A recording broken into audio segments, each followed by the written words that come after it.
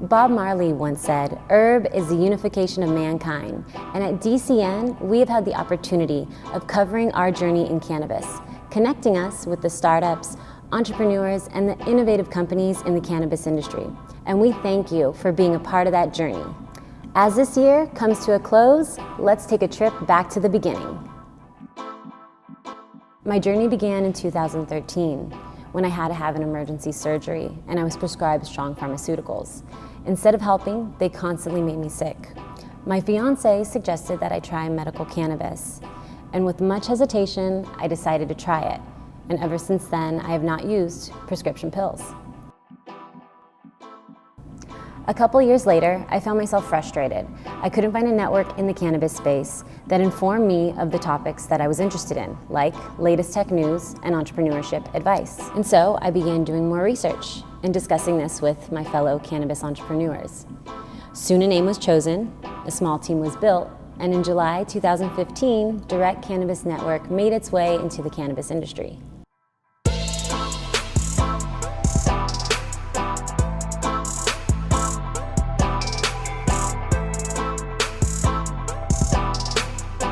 Our journey was to build a network that highlighted, connected, and propelled the entrepreneurial community through video interviews. And in that journey, we were able to meet these hardworking entrepreneurs and see where their journey began. And I looked at Getty, Corvus, Masterfile, and I saw that from Getty, who has probably about 15 million images, they only had a really great collection of only 1,500. But of those 1,500 images, they were all stereotypical images that don't help promote cannabis. It actually works against us. And so from there, from January 8th, 2 weeks later, I was funded. I started the LLC, and then we launched on 420. We license images for use in print, media, editorial, and advertising. So you would license the image from us and use it for your campaigns. Well, thank you so much. Is there anything you'd like to also share with our viewers?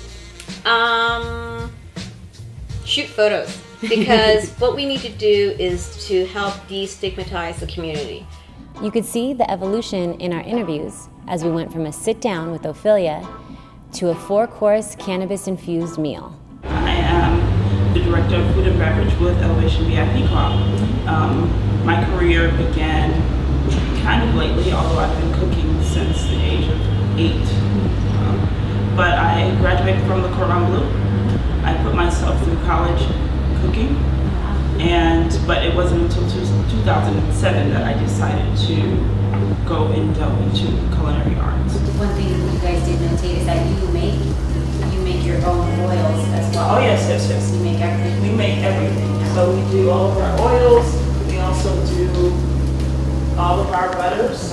Food is like a conduit to bringing people together. I think it's one of the most communal things, as is marijuana. Yeah. So it's a very communal experience, and so pairing the two is just kind of organic and a no-brainer. The variety of our interviews ranged from cannabis chefs like Andrea to Grammy nominee Julian Marley.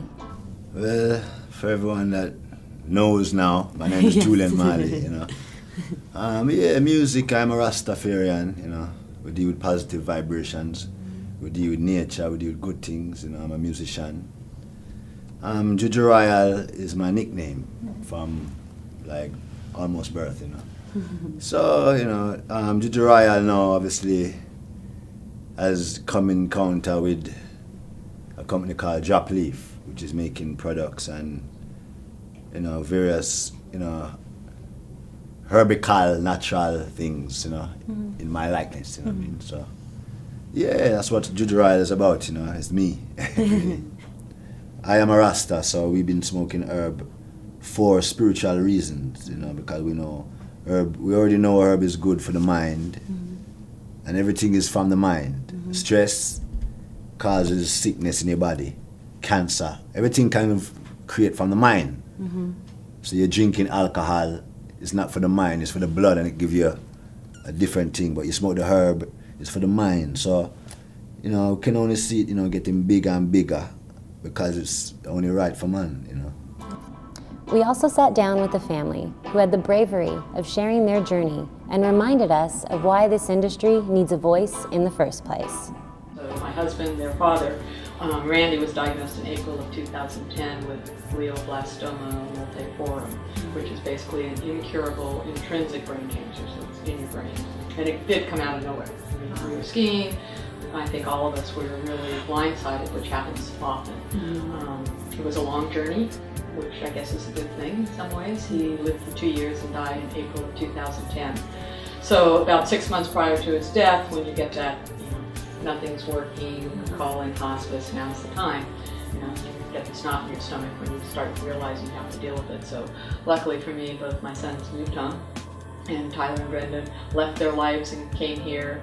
And at that time was probably when we really started, using medical marijuana as a medicine. And I can't even go into the journey and what it entailed, but things like anxiety, insomnia, these were things that destroy your life in terms of quality of life. And we just had amazing success with medical marijuana. In the first year, we filmed over 35 interviews, which gave you a peek into the cannabis startups and paved the way for DCN's future in 2016.